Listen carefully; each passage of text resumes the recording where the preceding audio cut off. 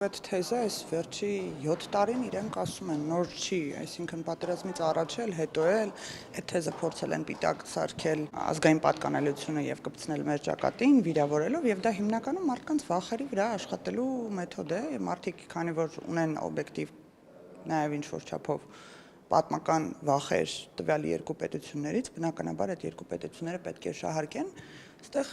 թրիփի հետ, երբ որ զուգահեռներն են անցկացնում, Ֆիդանի ասած հայտարարությունը, որ ողջունել էր խաղաղության գործընթացը, կոմունիկացիաների ապաշրջափակումը եւ նաեւ այս կառավարությանը այդ կոնտեքստում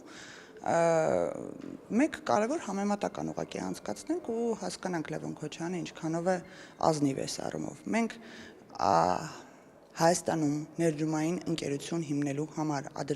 Ամերիկայի Միացյալ Նահանգների ներդրումով ունենք 26% փայաբաժին, 74%-ը ամերիկյան ներդրումն է լինելու, այսինքն ֆինանսական միջոցները Ամերիկայի ընկերությունն է ներդնելու եւ այդ ճանապարհը կապում է Ադրբեջանը Նախիջևանի հետ։ Իսկ Ռոբերտ Քոչարյանի օրոք, Լևոն Քոչարյանի հայրիկի օրոք, երբ հսկայական ենթակառուցվածքներ գույք պարտքի դիմաց ուղղակի նվիրվում էին Ռուսաստանի Դաշնությանը, Հայաստանը 0% փայաբաժինում էր դրանում։ Այդքանով արդեն ամեն ինչ ասված է ուզում ասել։